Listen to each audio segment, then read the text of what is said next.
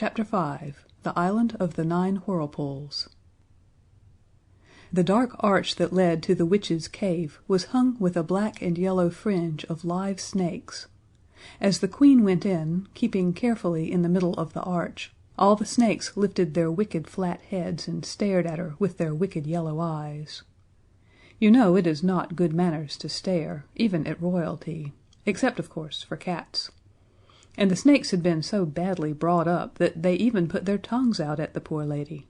Nasty, thin, sharp tongues they were, too. Now, the Queen's husband was, of course, the King. And besides being a king, he was an enchanter, and considered to be quite at the top of his profession, so he was very wise. And he knew that when kings and queens want children, the Queen always goes to see a witch. So he gave the Queen the witch's address, and the Queen called on her, though she was very frightened and did not like it at all. The witch was sitting by a fire of sticks, stirring something bubbly in a shiny copper cauldron. "What do you want, my dear?" she said to the Queen. "Oh, if you please," said the Queen, "I want a baby, a very nice one. We don't want any expense spared. My husband said—" "Oh, yes," said the witch, "I know all about him. And so you want a child. Do you know it will bring you sorrow?" "It will bring me joy first," said the Queen. "Great sorrow," said the witch. "Greater joy," said the Queen. Then the witch said, "Well, have it your own way. I suppose it's as much as your place is worth to go back without it?" "The King would be very much annoyed," said the poor Queen. "Well, well," said the witch, "what will you give me for the child?" "Anything you ask for, and all I have," said the Queen. "Then give me your gold crown." The Queen took it off quickly. "And your necklace of blue sapphires." The Queen unfastened it. "And your pearl bracelets." The Queen unclasped them. "And your ruby clasps." And the Queen undid the clasps. "Now the lilies from your breast." The Queen gathered together the lilies. "And the diamonds of your little bright shoe buckles." The Queen pulled off her shoes. Then the witch stirred the stuff that was in the cauldron, and one by one she threw in the gold crown, and the sapphire necklace, and the pearl bracelets, and the ruby clasps, and the diamonds of the little bright shoe buckles, and last of all she threw in the lilies.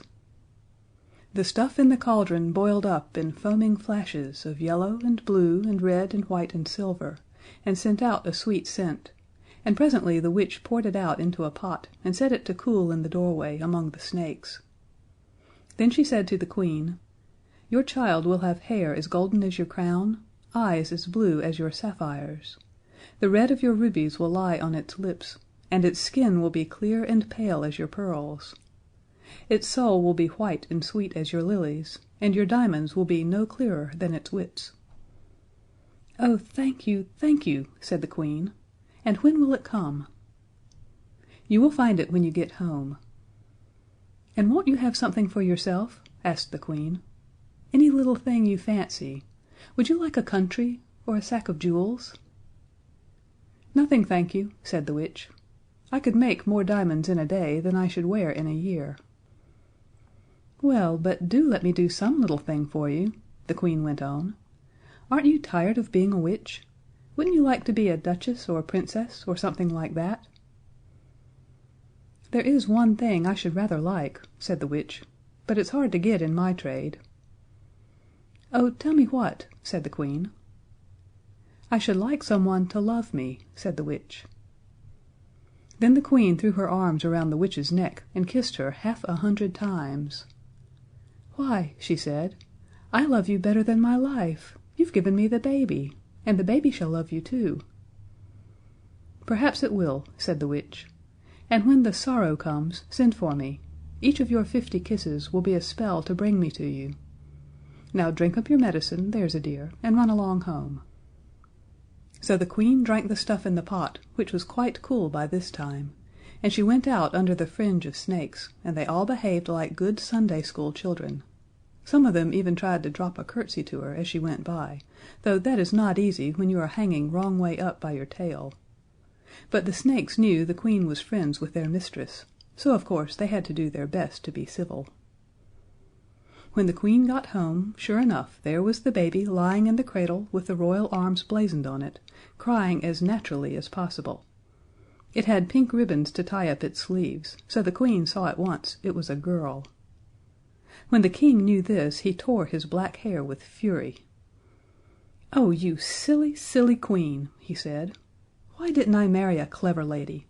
Did you think I went to all the trouble and expense of sending you to a witch to get a girl?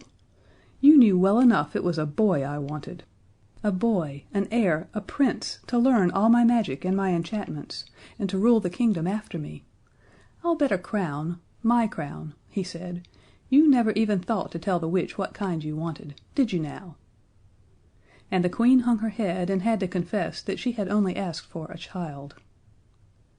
"Very well, madam," said the King. "Very well, have it your own way.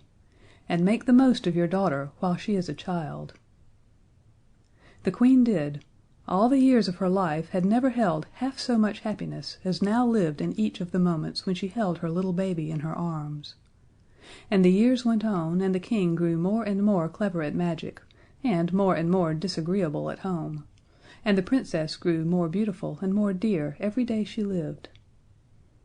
The Queen and the Princess were feeding the goldfish in the courtyard fountains with crumbs of the Princess's 18th birthday cake, when the King came into the courtyard, looking as black as thunder, with his black raven hopping after him. He shook his fist at the family, as indeed he generally did whenever he met them, for he was not a king with pretty home manners. The raven sat down on the edge of the marble basin and tried to peck the goldfish. It was all he could do to show that he was in the same temper as his master. "A girl, indeed," said the King angrily. "I wonder you can dare to look me in the face when you remember how your silliness has spoiled everything." "You oughtn't to speak to my mother like that," said the Princess. She was 18, and it came to her suddenly, and all in a moment, that she was a grown-up, so she spoke out. The King could not utter a word for several minutes, he was too angry. But the Queen said, "My dear child, don't interfere," quite crossly, for she was frightened. And to her husband she said, "My dear, why do you go on worrying about it? Our daughter is not a boy, it is true, but she may marry a clever man who could rule your kingdom after you, and learn as much magic as ever you cared to teach him." Then the King found his tongue. "If she does marry," he said slowly, "her husband will have to be a very clever man, oh yes, very clever indeed, and he will have to know a very great deal more magic than I shall ever care to teach him." The Queen knew at once by the King's tone that he was going to be disagreeable. "Ah," she said, "don't punish the child because she loves her mother." "I'm not going to punish her for that," said he. "I'm only going to teach her to respect her father."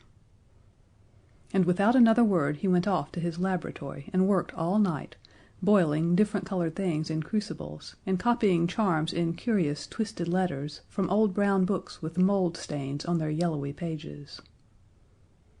The next day his plan was all arranged.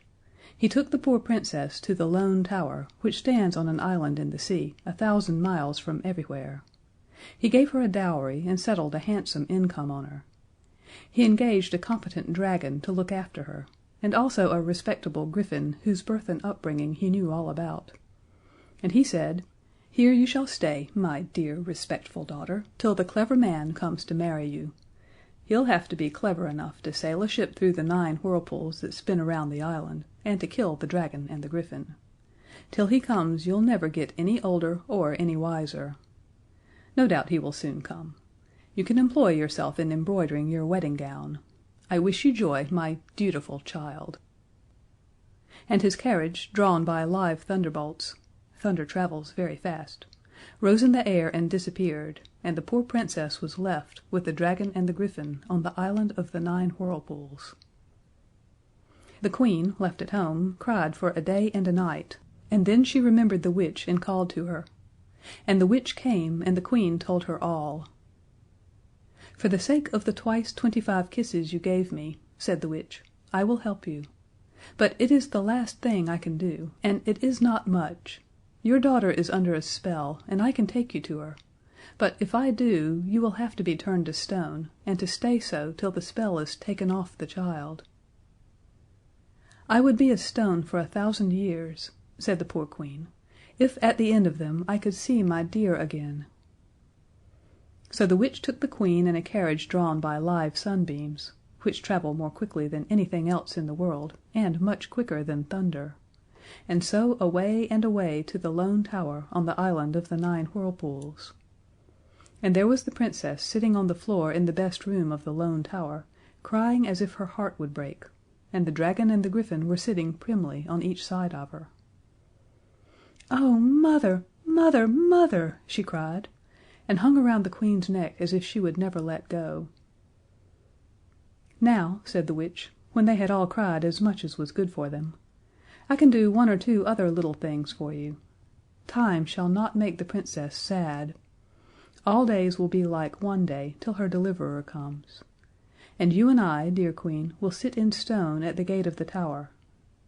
In doing this for you I'll lose all my witch's powers, and when I say the spell that changes you to stone, I shall change with you, and if we ever come out of the stone I shall be a witch no more, but only a happy old woman." Then the 3 kissed one another again and again, and the witch said the spell, and on each side of the door there was now a stone lady. One of them had a stone crown on its head and a stone scepter in its hand, but the other held a stone tablet with words on it, which the griffin and the dragon could not read, though they had both had a very good education. And now all days seemed like one day to the Princess, and the next day always seemed the day when her mother would come out of the stone and kiss her again. And the years went slowly by. The wicked king died, and someone else took his kingdom, and many things were changed in the world. But the island did not change, nor the 9 Whirlpools, nor the griffin, nor the dragon, nor the 2 stone ladies. And all the time, from the very first, the day of the Princess's deliverance was coming, creeping nearer and nearer and nearer. But no one saw it coming except the Princess, and she only in dreams.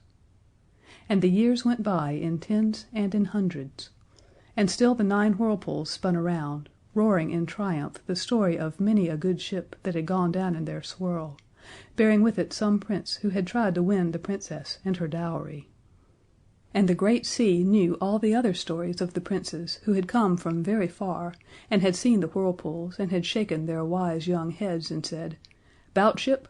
and gone discreetly home to their nice, safe, comfortable kingdoms. But no one told the story of the deliverer who was to come, and the years went by. Now, after more scores of years than you would like to add up on your slate, a certain sailor boy sailed on the high seas with his uncle, who was a skilled skipper. And the boy could reef a sail and coil a rope, and keep the ship's nose steady before the wind. And he was as good a boy as you would find in a month of Sundays, and worthy to be a prince. Now, there is something which is wiser than all the world, and it knows when people are worthy to be princes. And this something came from the farther side of the 7th world and whispered in the boy's ear. And the boy heard, though he did not know he heard, and he looked out over the black sea with the white foam horses galloping over it, and far away he saw a light. And he said to the skipper, his uncle, "What light is that?" Then the skipper said, "All good things defend you, Nigel, from sailing near that light. It is not mentioned in all charts, but it is marked in the old chart I steer by, which was my father's fathers before me, and his father's fathers before him. It is the light that shines from the Lone Tower that stands above the 9 Whirlpools. And when my father's father was young, he heard from the very old man, his great-great-grandfather, that in that tower an enchanted princess, fairer than the day, waits to be delivered. But there is no deliverance, so never steer that way, and think no more of the Princess, for that is only an idle tale. But the Whirlpools are quite real." So, of course, from that day Nigel thought of nothing else, and as he sailed hither and thither upon the high seas, he saw from time to time the light that shone out to sea across the wild swirl of the 9 Whirlpools. And one night, when the ship was at anchor and the skipper asleep in his bunk, Nigel launched the ship's boat and steered alone over the dark sea towards the light. He dared not go very near till daylight should show him what, indeed, were the whirlpools he had to dread. But when the dawn came he saw the lone tower standing dark against the pink and primrose of the east, and about its base the sullen swirl of black water, and he heard the wonderful roar of it. So he hung off and on, all that day and for 6 days besides. And when he had watched 7 days he knew something, for you are certain to know something if you give for 7 days your whole thought to it, even though it be only the first declension, or the 9 times table, or the dates of the Norman kings. What he knew was this, that for 5 minutes out of the 1,440 minutes that make up a day, the whirlpool slipped into silence, while the tide went down and left the yellow sand bare. And every day this happened, but every day it was 5 minutes earlier than it had been the day before. He made sure of this by the ship's chronometer, which he had thoughtfully brought with him. So on the 8th day, at 5 minutes before noon, Nigel got ready. And when the whirlpool suddenly stopped whirling and the tide sank, like water in a basin that has a hole in it, he stuck to his oars and put his back into his stroke, and presently beached the boat on the yellow sand. Then he dragged it into a cave and sat down to wait. By 5 minutes and 1 second past noon, the whirlpools were black and busy again, and Nigel peeped out of his cave. And on the rocky ledge overhanging the sea, he saw a princess as beautiful as the day, with golden hair and a green gown, and he went out to meet her. "I've come to save you," he said. "How darling and beautiful you are!" "You are very good, and very clever, and very dear," said the Princess, smiling and giving him both her hands. He shut a little kiss in each hand before he let them go. "So now, when the tide is low again, I will take you away in my boat," he said. "But what about the dragon and the griffin?" asked the Princess. "Dear me," said Nigel, "I didn't know about them. I suppose I can kill them?" "Don't be a silly boy," said the Princess, pretending to be very grown up, for though she had been on the island time only knows how many years, she was just 18, and she still liked pretending. "You haven't a sword or a shield or anything."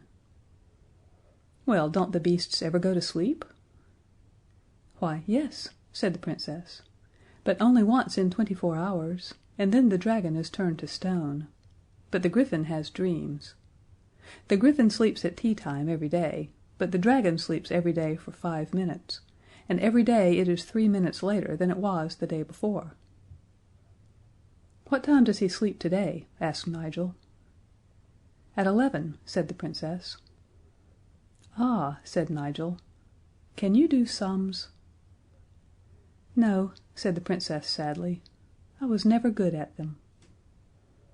"Then I must," said Nigel.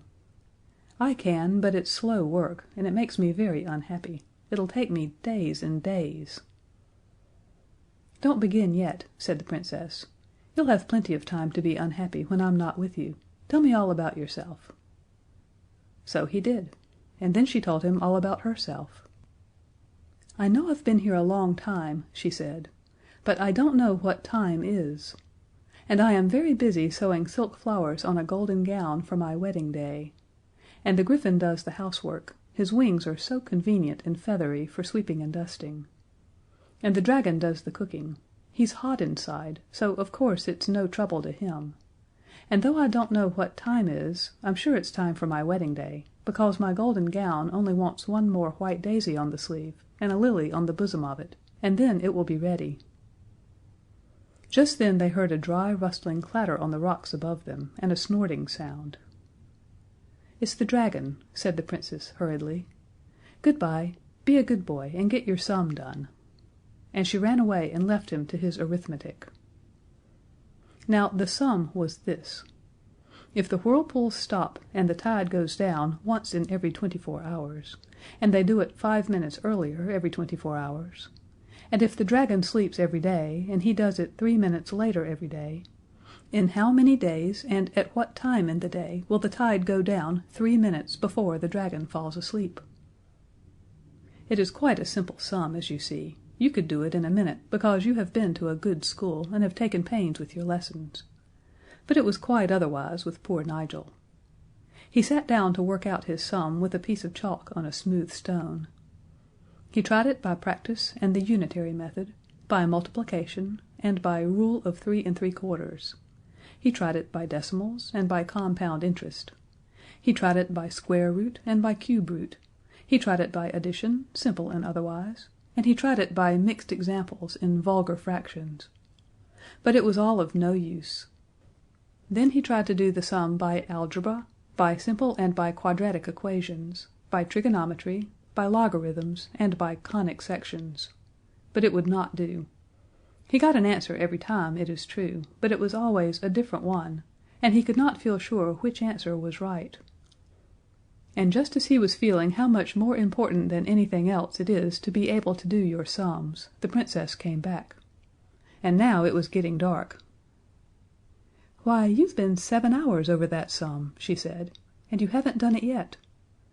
Look here, this is what is written on the tablet of the statue by the lower gate. It has figures in it. Perhaps it is the answer to the sum." She held out to him a big white magnolia leaf, and she had scratched on it with the pin of her pearl brooch, and it had turned brown where she had scratched it, as magnolia leaves will do. Nigel read: "After 9 days, T 2 24, D 2 27 ANS. P.S. And the griffin is artificial. R." He clapped his hands softly. "Dear Princess," he said, "I know that's the right answer. It says R too, you see. But I'll just prove it."